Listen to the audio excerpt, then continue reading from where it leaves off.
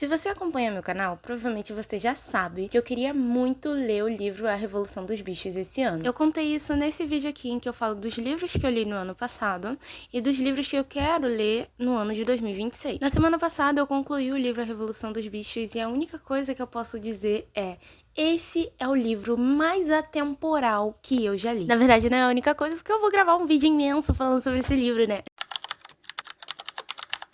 Antes de começar, quero dar 3 recados. O primeiro, eu não me acho tão inteligente pra fazer análise de um livro tão bom, então talvez eu fale um pouco de merda, mas é a merda que eu pensei. Mas não é porque eu não sou inteligente que eu sou ignorante. Você pode falar aqui nos comentários comigo que eu vou estar sempre disposta a ouvir. Segundo recado, eu estou sem fazer vídeos há um bom tempo, não sei se 4 ou 3 semanas, porque esse é o período de tempo que a minha casa está sem luz. Ah, nossa, faça alguma coisa. Não tenho dinheiro agora pra fazer o que eu tenho que fazer, então é isso.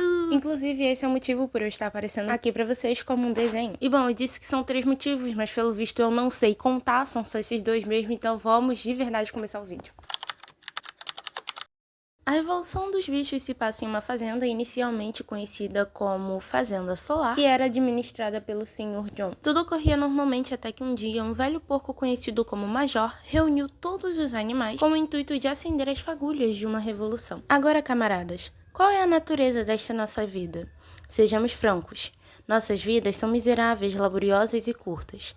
Nós nascemos, recebemos apenas comida suficiente para sobreviver, e aqueles entre nós que conseguem se manter vivos são forçados a trabalhar até o último átomo de sua força. No instante em que nossa utilidade chega ao fim, somos abatidos com uma crueldade hedionda. Nenhum animal na Inglaterra é livre. A vida de um animal é miséria e escravidão. Esta é a verdade nua e crua. Será que esta nossa terra é tão pobre que não consegue proporcionar uma vida decente aos que vivem nela? Não, camaradas. 1000 vezes não. Por que então continuamos nessa condição miserável? Porque a quase totalidade do produto do nosso trabalho é roubada de nós pelos seres humanos. O homem é a única criatura que consome sem produzir. Ele os põe para trabalhar, dá de volta o mínimo indispensável para que não morra de inanição e guarda o resto para si. Tá gag? Eu também fiquei. Depois que o Major dá esse discurso, passa um tempo e ele acaba falecendo. Depois de mais um tempo, a revolução finalmente acontece. A partir disso, o livro vai nos contar o que acontece após a revolução, como os animais e o mundo ao redor dela lidam com isso. O objetivo desse vídeo não é fazer um resumo do livro, mas sim contar pra vocês o que mais me chamou a atenção e bater um papo sobre isso. Então, dentro desse bloco, nós vamos ter alguns pontos a serem trabalhados. Número 1. Conheça seus heróis. Número 2. O animalismo e o Brasil. E número 3. Não seja um box.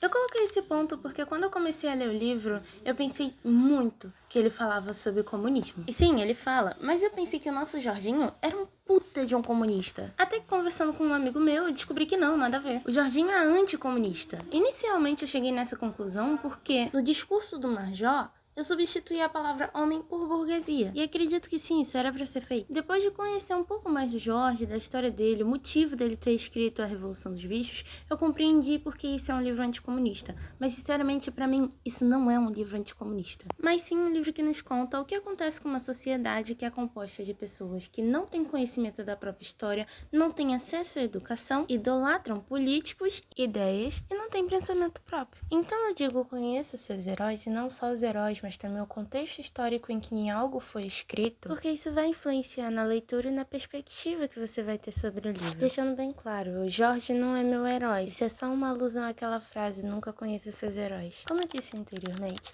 a sociedade dos animais aqui nesse livro é composta por animais que não conhecem sua própria história, que não têm pensamento crítico por algo que eu não falei, mas que é muito importante, um medo grande de algo que ocorreu no passado e de um personagem que talvez nem exista mais.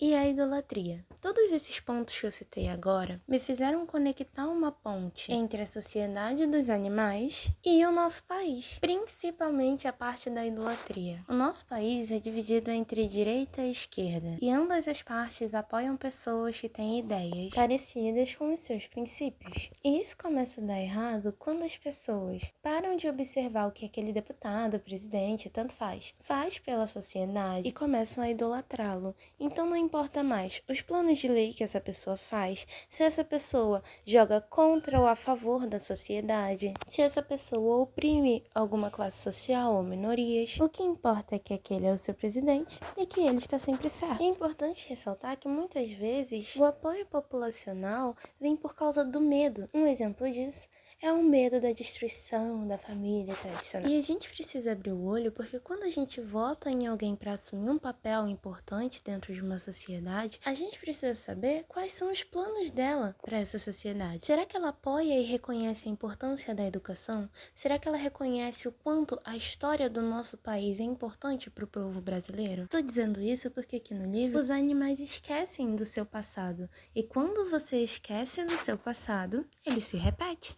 Jorginho escreveu diversos animais e o que mais gostei foi o Box. Ele é um personagem consciente e que lembra um pouco do passado, mas é tão cego pela idolatria ao Napoleão e pela ideia do animalismo que isso destrói. E isso mais uma vez me fez traçar uma linha entre a obra e o nosso país. Isso porque existem diversas pessoas na sociedade que são como Box. Elas percebem que quem elas apoiam não é uma boa pessoa, utiliza da classe social dela para se manter no poder. Na hora de criar decisões, fazer planos de lei, apoiar projetos, essa pessoa esquece dos seus apoiadores e só lembra dos seus iguais. Porém, mesmo sabendo de tudo isso, pessoas como o Box vão acreditar que o seu político vai estar sempre certo. Então é isso, gente. Chegamos ao final. Eu tô fazendo essa grande merda aí na bolsa, mas depois eu vou apagar tudo porque ficou horrível. Mas antes de finalizar, eu só queria concluir dizendo que esse livro pra mim não é anticomunista, mas sim um alerta do que acontece quando a sociedade não tem forças